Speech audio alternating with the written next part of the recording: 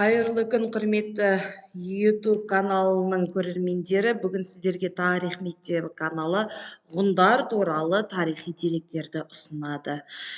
Ғұндар туралы алдыңғы түсініктер видеода берілген. Бүгін біз тек қана тарихи деректерге тоқталамыз. Қытай деректері бойынша осы ғұндар ең алғаш біздің заманымыздан бұрынғы 3 ғасырдың соңында ғұн атауы пайда болған екен. Алдыңғы видеода айтып кеткендей, солтүстік ғұндар Қазақстанның солтүстігіне біздің заманымыздан бұрынғы 55 жылы бірінші ұлы көшті жасаған уақытта олар туралы мәліметтердің барлығы бүкіл әлемге таралған болатын. Ғұндарды алдын ала хабарлау арқылы мыстарын басып отырды. Ғұндардың келе жатыр деген шабуылының үнінен ақ тайпалар алдын ала қашып кетіп, оларға жерлерін босатып кетіп отырған. Яғни бұл деректерге қарағанда ғұндардың қаншалықты мықты екенін көруге болады. Енді осы ғұн мемлекетінің бастапқы тарихы осы Қытай деректерінде жазылады. Әсіресе Мөде өз әкесімен болған күресте билікті қолына алады.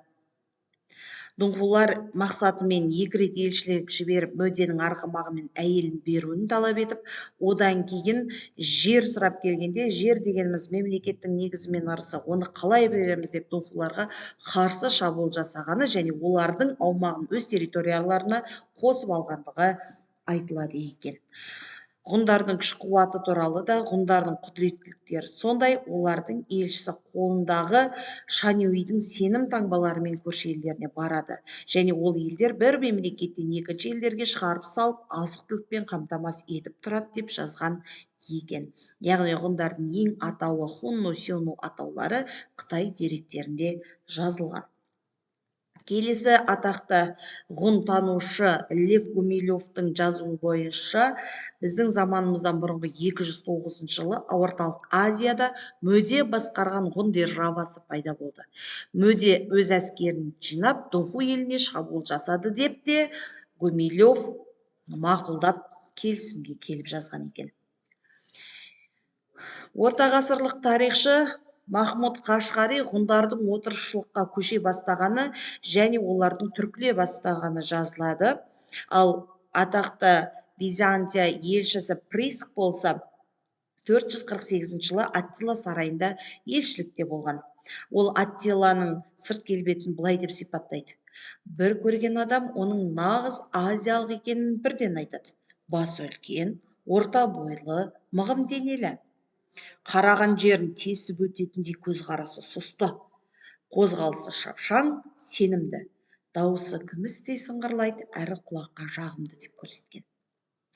Сонымен бірге бірнеше өзендерден өтіп, Аттиланың сарайы тұрған үлкен ауылға келдік. Бізге басқа жердегілерге қарағанда оның тамаша сарай екенін айтты. Сарай шеберлікпен өңделген бөренелер мен тақтайшалардан салынып әсем безендірілген.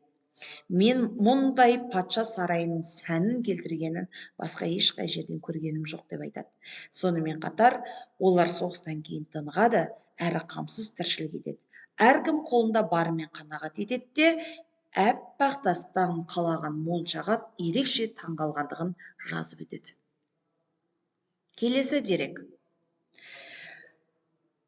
Тарихшы әрі қолбасшы болған Амиан Марцелин ғұндардың жауынгерлігін ерекше сипаттаған. Ертелі кеш ат үстінен түспейді. Маңызды істер туралы кеңесетін болса да, барлығын аттың үстінде отырып өткізеді. Ғұндар жақсы шыныққан, олар отты да қажет етпейді. Олар тау мен орманда көшіп жүреді және жаз кезінен ыстық суыққа және шөлге үйренген деп дерек келтіреді. Ал атақты Рим империясының басшысы Ромул болса, басқа елдерді жаулап алғандардың ішінде Аттиладай ұлы істер жасаған ешкім жоқ деп баға береді.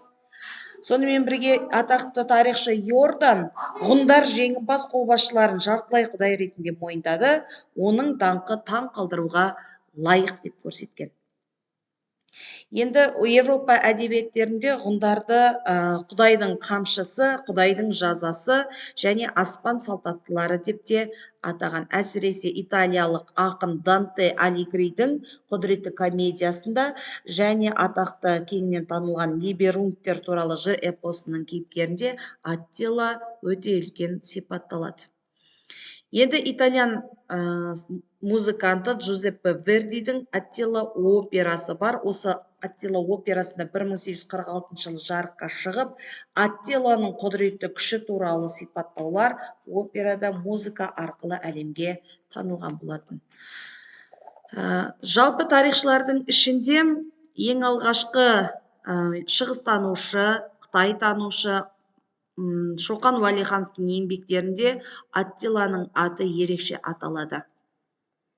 Бірақ Аттиланың атауы Еділ деп беріліп, Аттиланың екінші атауы тарихқа Еділ деп енгізілген болатын. Және Батыс Қазақстандағы Еділ өзенінің атауы да осы Аттиланың жорығынан кейін белгілі болды және атауы берілді деп сипатталады.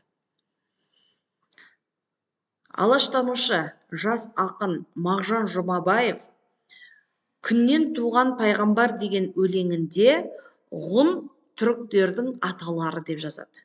Яғни осы шығарма арқылы қазіргі Қазақстан тарихында, әсіресе 10-шы сыныптың деректерінде Сақ, Үйсін, Қаңлы, ғұн тайпалары түркілердің прата түріктері, яғни арғы аталары деп белгіленген болатын. Енді соңғы деректі айтап өтсек, осы ғұндар туралы ең үлкен дерек Рафаэль фрескасы, яғни Аттила мен Рим епископы 1-ші Леонның кездесуі бейнеленген Ватикандағы фрескада бейнеленген. Осы Ватикан фрескасының екінші атауы Рафаэль фрескасы деп аталады. Яғни бұл жерде екеуінің кездесуі және Аттиланың қаншалықты құдіретті күшті болғандығын және оның Рим империясына төндіріп тұрған күш-қуатын және жойылып кетудің алдында тұрған Рим құдіретті күш елдерінің жағдайы бейнеленген. Енді әрине келесі видеода біз сіздерге ғұндардың мәдениеті туралы, шаруашылығы туралы және басқа да қызықты деректер ұсынатын боламыз. Сол үшін каналға тіркеліп, достарыңызбен бөлісуді ұмытпаңыздар.